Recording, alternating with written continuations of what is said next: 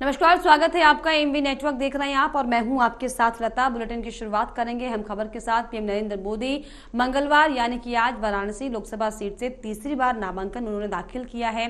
PM के नामांकन में शामिल होने के लिए काशी में दिग्गजों का जमावड़ा लगा है। केंद्रीय गृह मंत्री अमित शाह और जेपी नड्डा भी इस नामांकन स्थल पर शामिल रहे।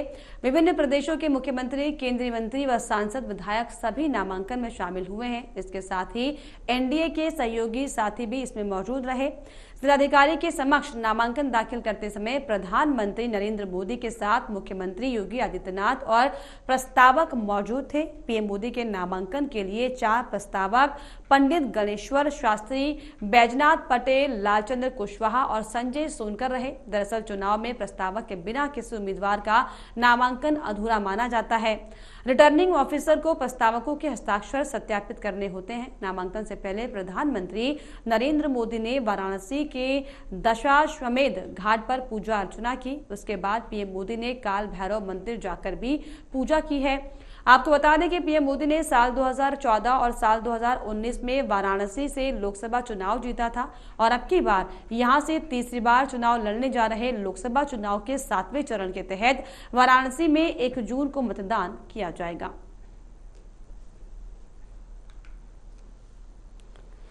तो नामांकन दाखिल पीएम नरेंद्र मोदी ने किया है वाराणसी से, जिनके आपको बता दें कि उनके साथ दरअसल कई राज्यों के मुख्यमंत्री शामिल थे। सीएम योगी आदित्यनाथ दरअसल खुद काशी पहुंचे हुए थे। गंगा पूजन और काल भैरव के दर्शन उन्होंने किए हैं। तो तीसरी बार प्रधानमंत्री ने वाराणसी से पर्चा भरा नामांकन दाखिल किया है। नामांकन से पहले काशी में दिग्गजों का जमावड़ा साफ तौर पर देखने को मिला, क्योंकि कई राज्य के बड़े दिग्गज नेता, बीजेपी के शूरवीर आज काशी में पीएम नरेंद्र मोदी के नामांकन पर्चा दाखिल करते समय उनके साथ में शामिल हुए।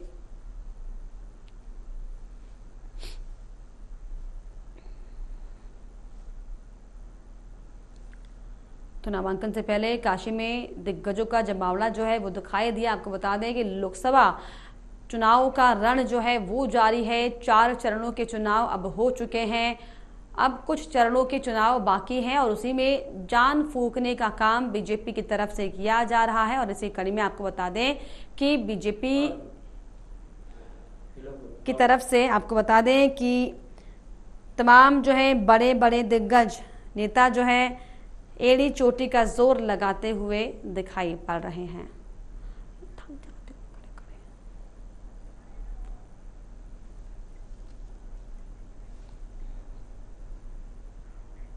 झांसी में 5वें चरण में 20 मई में मतदान होना है। उससे पहले आज झांसी में बसपा सुप्रीमो मायावती प्रत्याशियों के लिए वोटों की अपील करती नजर आएंगी। मायावती दोपहर 1 बजे आपको बताएं कि वो झांसी पहुंची। वहीं इंडिया गठबंधन प्रत्याशी प्रदीप जैन आदित्य के समर्थन में आज उनकी रैली झांसी में होनी है। इसको लेकर आपको बताएं कि राष्ट्रीय अध्यक्ष राहुल गांधी, कांग्रेस के पूर्व राष्ट्रीय अध्यक्ष राहुल गांधी और समाजवादी पार्टी के मुखिया अखिलेश यादव झांसी में जनसभा को संबोधित भी करेंगे। जानकारी के मुताबिक दोनों दिग्गज नेता दोपहर करीब 1 बजे उनका कार्यक्रम झांसी में पहुंचने का रखा गया था।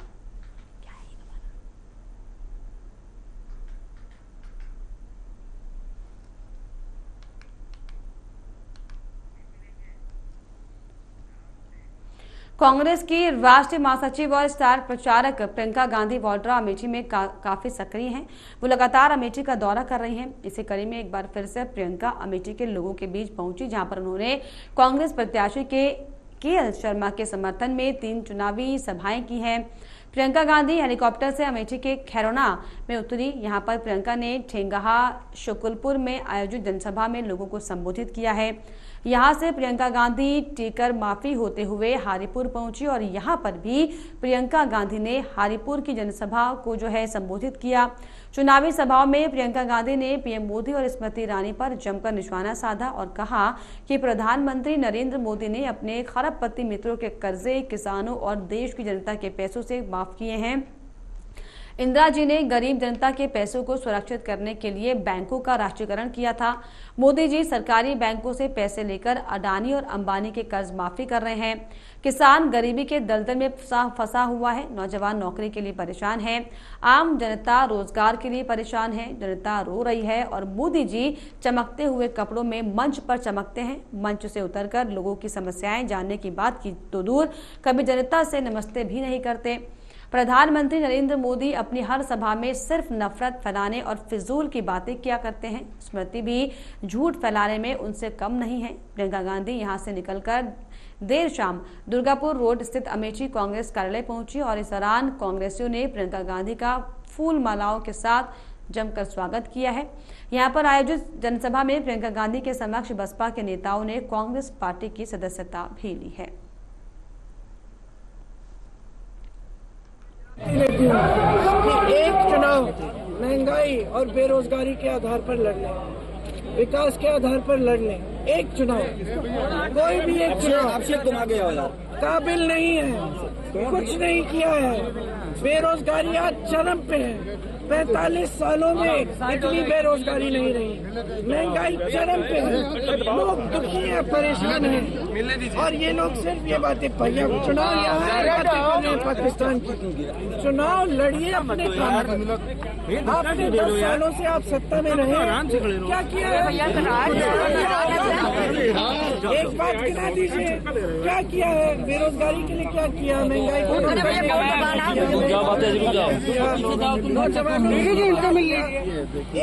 एक बात गिनाने, एक काम गिनाने, ये गिनानी नहीं सकते।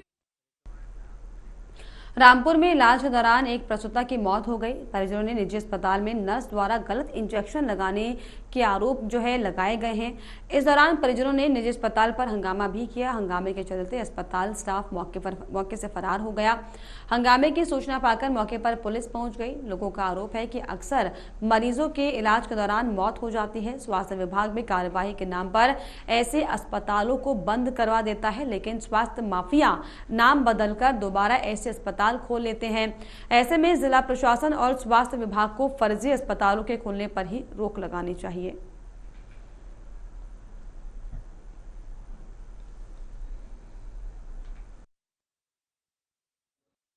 जी, हमें परसों लेकर आए थे लगभग रात के 10-11 के आसपास में।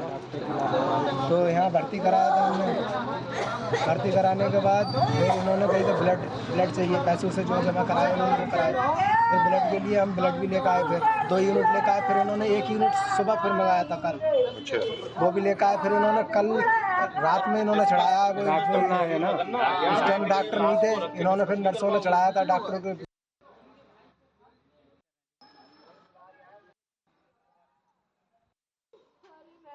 नर्स पर दरअसल गलत इंजेक्शन लगाने का आरोप लगाया है। परिजनों का कहना है कि लगातार इलाके में इस तरह से अवैध तरीके से फर्जी अस्पतालों को निजी तौर पर खोला जा रहा है। हालांकि प्रशासन की तरफ से कार्रवाई जरूर की जाती है, लेकिन दूसरे जगह पर नाम बदलकर इस तरह के जो अस्पताल है वो लगातार फल फूल रहे हैं।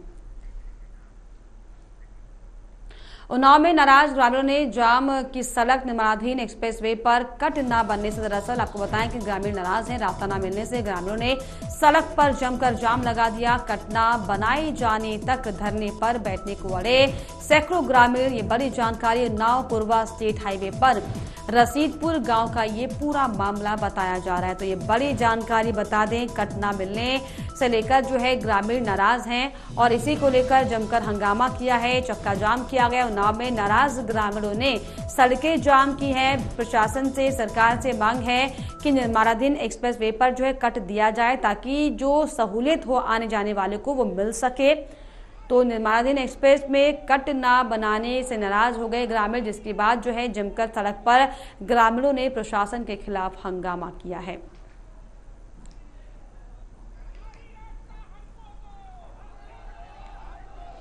और इस पर ज्यादा जानकारी के लिए अमित त्रिवेदी मेरे साथ जुड़ गए, मेरे सहयोगी फोन लाइन पर। अमित, क्या कुछ मामला कट ना दिए जाने को लेकर ग्रामीण नाराज हैं, क्या जानकारी मिल रही है? अमित, आपको मेरी आवाज मिल रही है? तो निर्माणाधीन एक्सप्रेस पे आपको बता दें कि कट ना दिए जाने को लेकर जो स्थानीय ग्रामीण हैं वो दरअसल नाराज है, जिसको लेकर सड़कों पर उतरे ग्रामीणों ने प्रशासन के खिलाफ जमकर हंगामा किया, नारेबाजी की है और जो एक्सप्रेसवे बनाया गया है उसमें कट देने की मांग की है। तो मेरे सहयोगी अमित मेरे साथ जुड़े हुए हैं, आपको मेरी आवाज मिल रही है? अमित त्रिवेदी,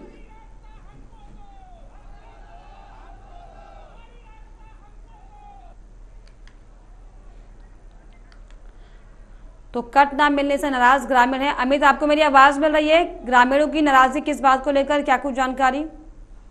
देखिए, पूरा मामला उन्नाव के पूर्वा का है, जहां से लखनऊ कानपुर एक्सप्रेसवे जो है निकल रहा है। रसीदपुर गांव का ये पूरा मामला है, जहां पर कट ना बनाए जाने को लेकर ग्रामीणों ने विरोध किया है। लगातार पीएनसी द्वारा ये आश्वासन दिया जा रहा था कि गांव के किनारे से कट दिया जाएगा, जहां से गांव के लोग हैं वो जा पाएंगे। तो इसको लेकर नाराजगी है। अब पीएनसी ने वहां पर जो है पूरी तरह कट खत्म कर दिया है और ना बनाने की बात कही है।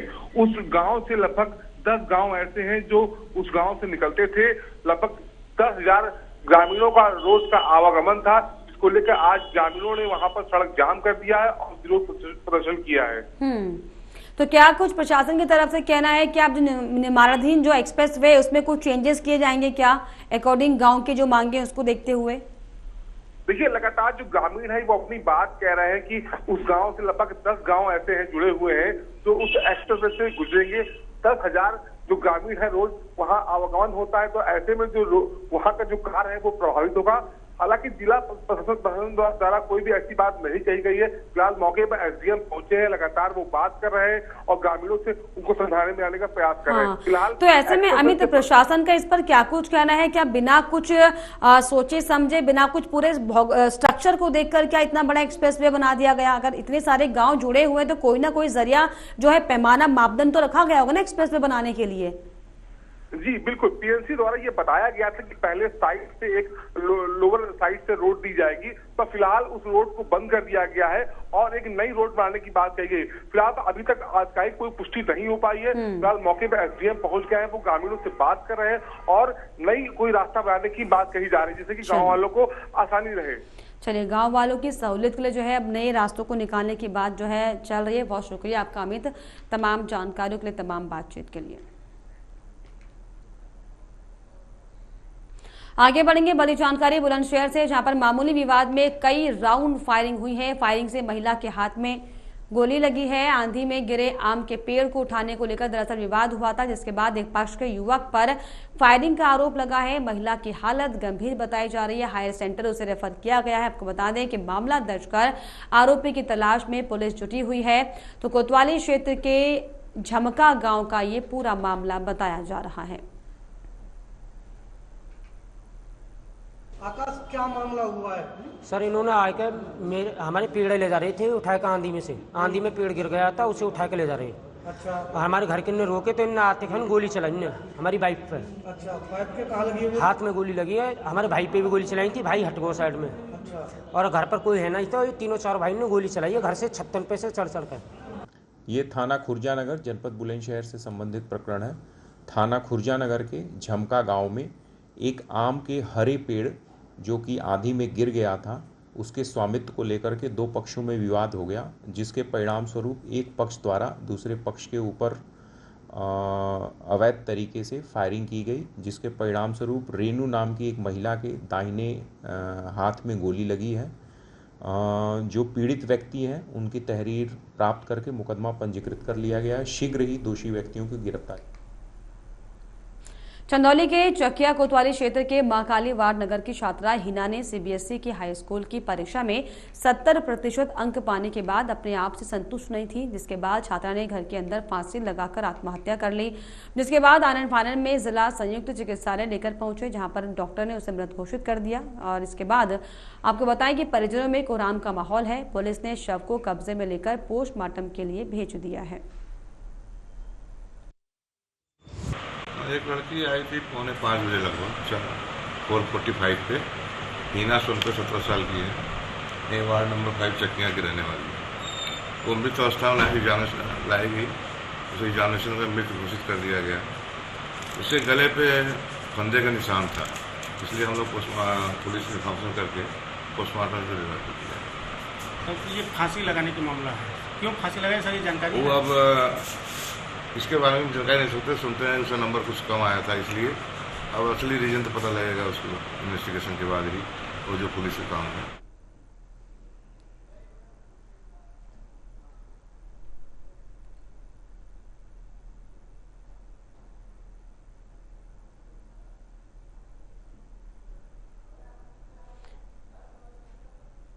तो चंदौली में आपको बताएं कि 10वीं की छात्रा ने दरअसल खुदकुशी कर ली है।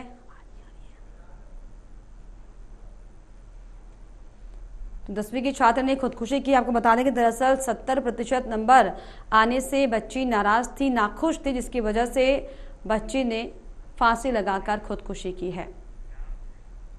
मेरठ में 26 अप्रैल को आम चुनाव के मतदान के अगले दिन ही बीजेपी उम्मीदवार अरुण गोविल मेरठ से मुंबई चले गए थे। इसके बाद मंगलवार को वापस मेरठ पहुंचे। अरुण गोविल ने पार्टी के क्षेत्रीय कार्यालय पर पार्टी के नेताओं और पदाधिकारियों के साथ बैठक की है। इस दौरान जब उनसे जीत के समीकरण के बारे में पूछा गया तो उन्होंने कहा कि मुझे समीकरण का खेल नहीं आता है, मैंने इसके बारे में सोचने की कोशिश भी नहीं की। समीकरण संगठन का काम होता है। हालांकि उन्होंने ये जरूर कहा कि वो अपनी जीत को लेकर आश्वस्त हैं। मतदान के अगले दिन मेरठ जाने के सवाल पर उन्होंने कहा कि बहुत सारे काम होते हैं, मैं यहाँ पर आया था, अचानक टिकट दे दिया गया, बहुत सारे काम छूट जाते हैं। पार्टी का भी निर्देश आया था कि मुंबई में काम करना है, इसीलिए वहां पर जाना पड़ा।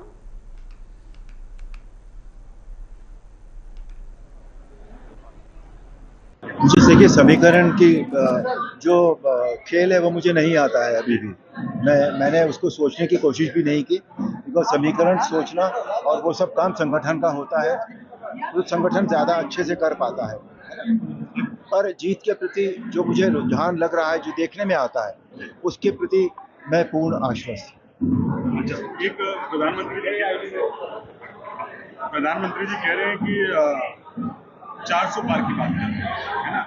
अभी कुछ समय विपक्ष कह रहे थे कि आप बात करनी बंद कर दो, कह रहे हैं कि मैं आज भी बात कर रहा हूँ, तो इस पर आपका क्या कहना है कि 400 पार जाएगी? प्रधानमंत्री ने कोई एक बात कही है तो कुछ सोच समझ कर कही होगी, वो कोई भी बात ऐसे ही नहीं कहते। अगर उन्होंने 400 पार की बात की है तो की है, अच्छी बात है। अच्छा, विपक्ष 17 में फील हुआ, 19 में फील हुआ, 22 में फील हुआ, अब क्या स्थिति है? क्या 24 में भी फील होने के कगार पर है?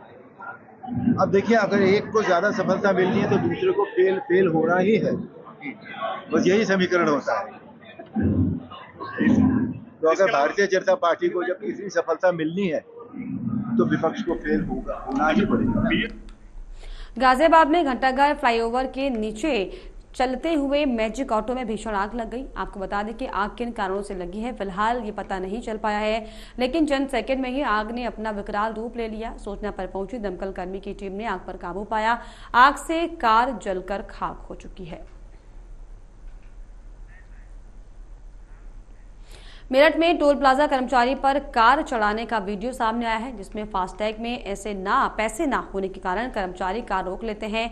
एक महिला कर्मचारी कार के सामने खड़ी हो जाती है, तभी कार चालक टोल प्लाजा की सुपरवाइजर को कार से टक्कर मार देता है।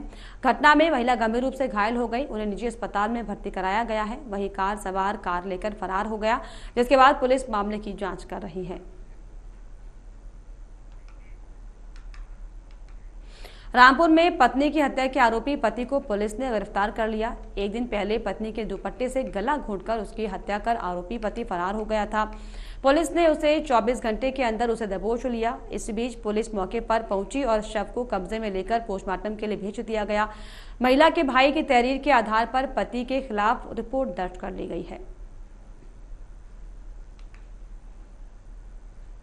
दिनांक 12/5/24 को ग्राम मेघा नगला थाना सजाद नगर क्षेत्र में एक व्यक्ति ने अपनी पत्नी की गला दबाकर हत्या कर दिया था अवैध संबंधों के शक में। वह व्यक्ति फरार चल रहा था। उस व्यक्ति को आज दिनांक 13/5/24 को थाना 10 सजाद नगर श्री अमरनाथ वर्मा द्वारा पुलिस बल के साथ मगरा मऊ पुल के नीचे से गिरफ्तार 24 घंटे के भीतर गिरफ्तार किया गया।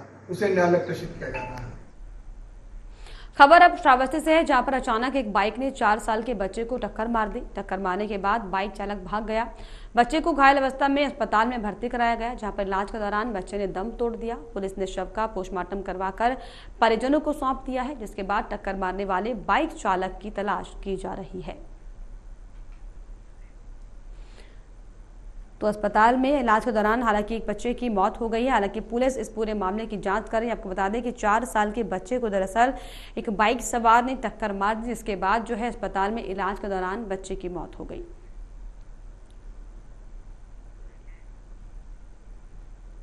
पाकिस्तान के हिस्से वाले कश्मीर में अब कश्मीरी भारत के साथ आने को बेताब हैं। कश्मीरियों ने खुद पर हो रहे अत्याचार को लेकर पाकिस्तानी सेना को कश्मीर से बाहर निकालने की ठानी है। दरअसल पाकिस्तान के कब्जे वाले कश्मीर में गेहूं के आटे, बिजली की ऊंची कीमतों और अधिक टैक्स के खिलाफ ये बगावत शुरू हुई है।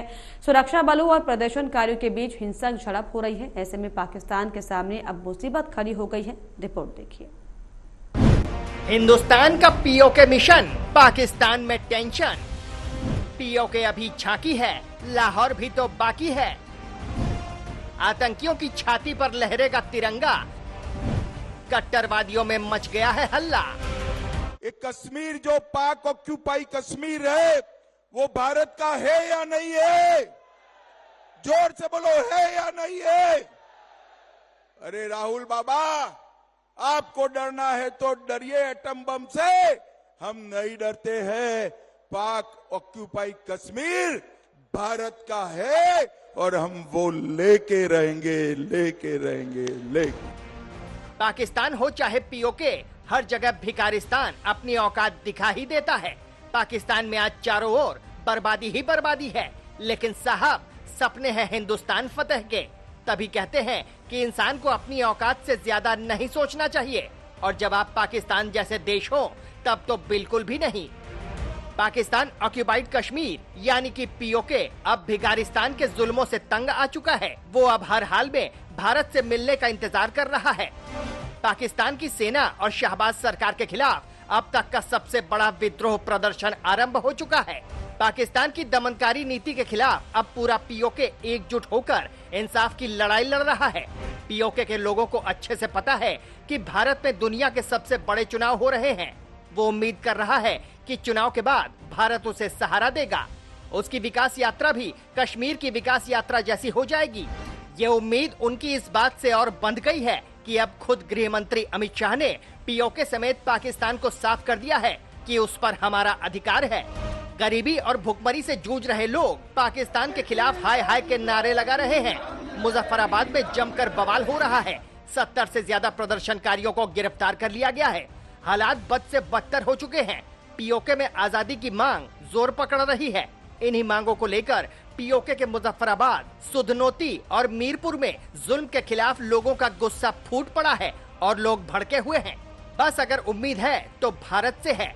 भारत के कुछ नेताओं समेत पाकिस्तान को भी लगता था कि कश्मीर से कभी 370 नहीं हटेगा। लेकिन सभी को विदेश मंत्री एस जयशंकर की बात को ध्यान से सुननी चाहिए।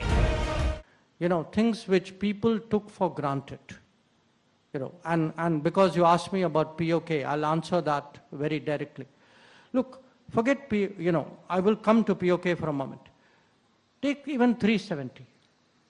People just assume 370 cannot be changed, and that, this is something we just have to accept because the politics of the day had driven it very deeply into public consciousness. Now we see, once we change it, then the entire ground situation changes. So all I can say with respect to POK, that there is a parliament resolution. Every political party of this country is committed to ensure POK, which is a part of India, returns to India. This actually is our national commitment. Bharat के विदेश मंत्री S Jaishankar ने कहा कि PoK की भारत में वापसी सुनिश्चित करना हमारी राष्ट्रीय प्रतिबद्धता है। 10 साल पहले लोग ये नहीं पूछते थे, लेकिन 370 के बाद लोग समझते हैं कि पीओके भी अहम हो गया है। तो वहीं असम के मुख्यमंत्री हिमंत बिस्वा शर्मा ने कहा कि इस बार अगर भारत की जनता नरेंद्र मोदी को 400 सीट के साथ प्रधानमंत्री बनाती है तो पाक अधिकृत कश्मीर भी हमारा होगा। आपको बता दें कि रक्षा मंत्री राजनाथ सिंह भी कई बार साफ कर चुके हैं कि पीओके हमारा है और ये हमारा अभिन्न अंग है। जाहिर है पीओके की सताई हुई जनता भी तसल्ली रखे, क्योंकि एक दिन उनके भी चेहरे पर मुस्कान आएगी, उनके भी अच्छे दिन आएंगे। जल्द ही पीओके भारत का हिस्सा होगा। बस भारत सरकार को हिंदुस्तानियों का साथ चाहिए। और इसी के साथ इस बुलेटिन में फिलहाल इतना ही। देश और दुनिया की तमाम खबरों के लिए आप देखते रहिए एएमवी नेटवर्क। नमस्कार।